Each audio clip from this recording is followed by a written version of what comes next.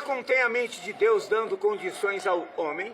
Os seus preceitos são justos, suas histórias verdadeiríssimas, as decisões da mesma é imutável.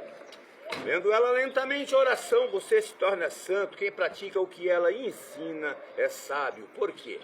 Ela contém luz para dirigi-lo, cajado do peregrino, bússola do piloto, espada do soldado, remo do navegante, é o guia do cristão. Por ela o paraíso é restaurado, as portas dos céus são abertas, a do inferno é descoberta, porém o maior tema da Bíblia é Jesus. Jesus, ele morreu em uma cruz contendo 2 madeiros. Por nome, o madeiro maior da cruz chama-se patíbulo, a menor que corta chama-se haste transcendental, ou a própria haste que transcende. A Bíblia é composta de 66 livros. São 39 livros no Velho Testamento, é 27 no Novo, 39 com 27 é 66, conforme eu falei. O primeiro livro é Gênesis, conhecido como Alfa, o princípio, e o último, Apocalipse, o ômega, fim. Primeiro é Gênesis, o segundo é Êxodo, o terceiro é Levítico, o quarto é Números, o quinto é o Deuteronômio, o quinto e último livro que Moisés escreveu, conhecido como Pentateuco. E dentro desses 66 livros, do qual eu me referi, que compõem as Escrituras Sagradas, vocês vão encontrar 1.119 capítulos e 31.173 versículos contém a Bíblia. O maior versículo no livro de Esther, tendo o capítulo como 8, versos como 9. O menor versículo no Novo Testamento é lá no livro de João. O capítulo é o 11, o verso é 35, o título do tema é Ressurreição de Lázaro. E o versículo é Jesus chorou.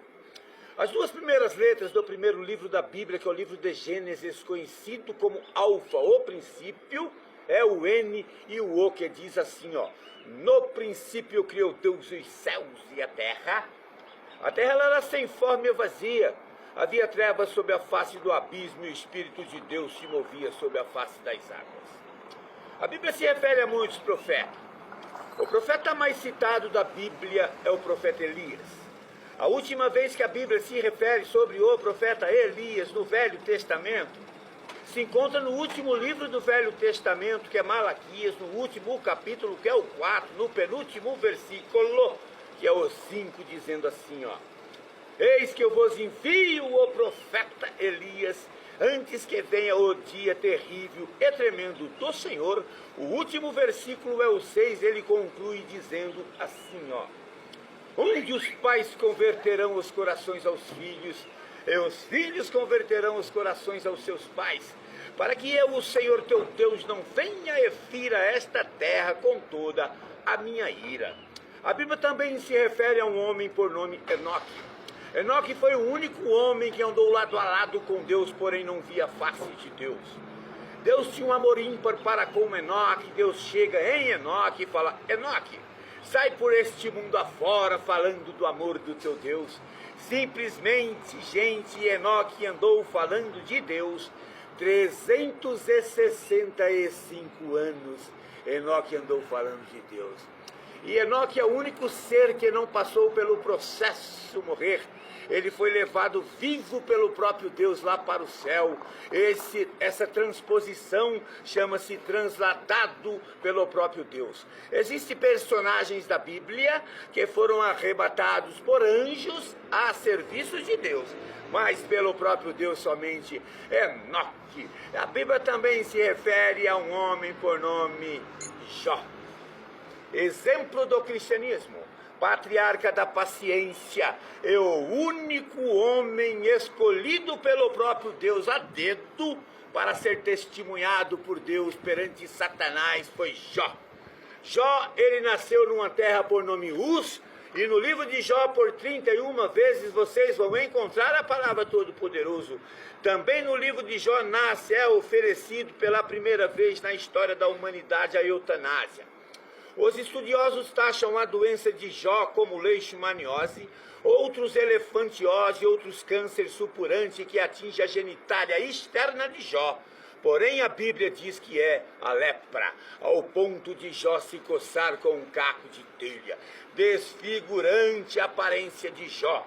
Jó, ele raspa sua cabeça, rasgando o seu manto. Ele lança-se nu sobre o pó da terra, com o rosto tornou pó da terra, e o corpo também. Creio eu para sentir o frescor da terra pelas chagas que havia em seu corpo, mas em nenhum instante Jó blasfema de Deus nesta prova. Jó não blasfema de Deus, ele amaldiçoa o dia do seu natalício, o dia do seu nascimento, mas blasfemar perante Deus, contra Deus, jamais Jó fez isso. E Jó está ali naquela situação, na terra nu, e mesmo assim dizendo: bendito seja Deus, adorando o Todo-Poderoso. Neste momento a mulher de Jó chega e encontra ele naquela situação desfigurante. Ela não se contém de ver Jó adorando Deus, ela fala: homem, homem, homem. Olha a situação que você se encontra, homem, e tu ainda fica retendo fidelidade a esse teu Deus aí, homem. Você está apodrecendo vivo. O melhor que você tem a fazer, homem, é amaldiçoar este teu Deus e morrer.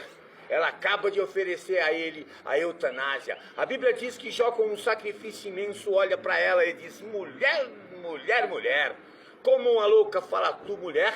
Eu vim nu do ventre de minha mãe, e nu eu tornarei para lá. Eu vim do pó, para o próprio pó eu vou tornar. Mas tem um detalhe, mulher: de tudo isso que eu estou passando, a Bíblia diz que Jó aponta para o céu e diz essas palavras: